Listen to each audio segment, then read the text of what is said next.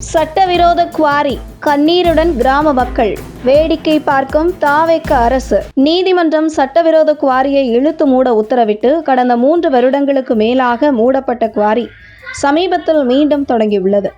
கடந்த 3 வருடங்களுக்கு முன்பு அந்த சட்டவிரோத குவாரியை இழுத்து மூட போராடிய கிராம மக்களின் போராட்டமும் அதனைத் தொடர்ந்து நீதிமன்றம் உத்தரவும் கேலிக்கூத்தாகி இருக்கிறது.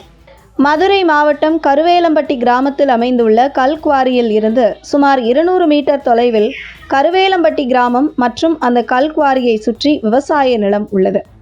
மதுரை திமுக மாவட்ட செயலாளர் கோ தளபதியின் சகோதரருக்கு சொந்தமான இந்த குவாரியின் மூலம் அங்கே அருகில் இருக்கும் கருவேலம்பட்டி கிராம மக்கள் வசிக்கும் குடியிருப்புகளில் அதிர்வலை ஏற்பட்டு வீட்டில் உள்ளே வசிக்கும் மக்கள் அச்சத்துடனே வாழும் நிலைக்கு தள்ளப்பட்டுள்ளனர்.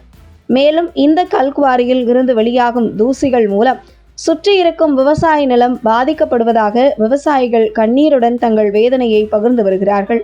குறிப்பாக இந்த குவாரியில் இருந்து வெளியாகும் தூசிகள் மூலம் அங்கே அருகில் வசிக்கும் மக்களுக்கு வீசிங் ட்ரபிள் வந்து சிலர் உயிரிழந்ததாகவும் கூறப்படுகிறது. இதில் உச்சக்கட்ட கொடுமை என்னவென்றால், அரசு புறம்போக்கு நிலத்தில் அமைக்கப்பட்டிருந்த கருவேலம்பட்டி கிராமத்திற்கு சொந்தமான நெல் களத்தை இந்த குவாரி உரிமையாளரான திமுக மாவட்ட செயலாளர் கோ தளபதியின் சகோதரர் ஆக்கிரமித்து கொண்டு அதில் இருந்து கனிம வளங்களை கொள்ளையடித்ததாகவும், இது குறித்து அந்த கிராம மக்கள் கடந்த 3 வருடத்திற்கு முன்பு சம்பந்தப்பட்ட அதிகாரிகளிடம் புகார் கொடுத்ததாகவும் கூறப்படுகிறது. மேலும் கடந்த 3 வருடத்திற்கு முன்பு செய்யப்பட்டு வந்த இந்த கல்குவாரி மீது வழக்கு தொடுக்கப்பட்டு நீதிமன்றம் வரை சென்ற நிலையில் நீதிமன்றம் சட்டவிரோதமாக செயல்பட்ட இந்த குவாரிக்கு சுமார் 13.5 கோடி ரூபாய் அபராதம் விதித்து குவாரியை இழுத்து மூட உத்தரவிட்ட நீதிமன்றம் மேலும் குவாரியில் இருக்கும் இயந்திரங்களை ஒப்படைக்கவும் உத்தரவிட்டு இருந்ததை நம்மிடம் சுட்டிக்காட்டுகிறார்கள் அந்த பகுதி மக்கள்.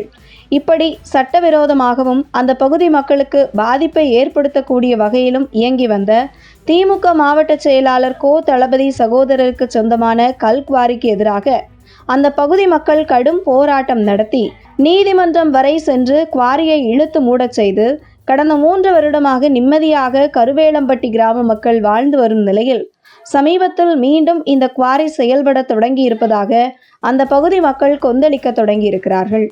குறிப்பாக தாவேக ஆட்சிக்கு வருவதற்கு முன்பு இந்த தொகுதியில் போட்டியிட்டு வெற்றி பெற்று அமைச்சராகி இருக்கும் நிர்மல்குமார் தேர்தல் பிரச்சாரத்தின் போது குறிப்பிட்ட கருவேலம்பட்டி கிராமத்தில் இயங்கி வரும் இந்த கல்குவாரியை சுட்டிக்காட்டி திமுக மாவட்ட செயலாளர் கோ தளபதி சகோதரருக்கு சொந்தமான இந்த குவாரி தேர்தல் முடிவுகள் மே 4ஆம் தேதி வெளியான பின்பு மே 5ஆம் தேதி இந்த குவாரி இழுத்து மூடப்படும் என அந்த பகுதி மக்களிடம் வாக்குறுதி கொடுத்திருந்தார். இந்த நிலையில் தாவேக்க தேர்தல் பிரச்சாரத்தில் சொன்னது போன்று இந்த சட்டவிரோத கல்குவாரியை இழுத்து மூட வேண்டும் என அந்த பகுதி மக்கள் தற்பொழுது குரல் கொடுத்து வரும் நிலையில்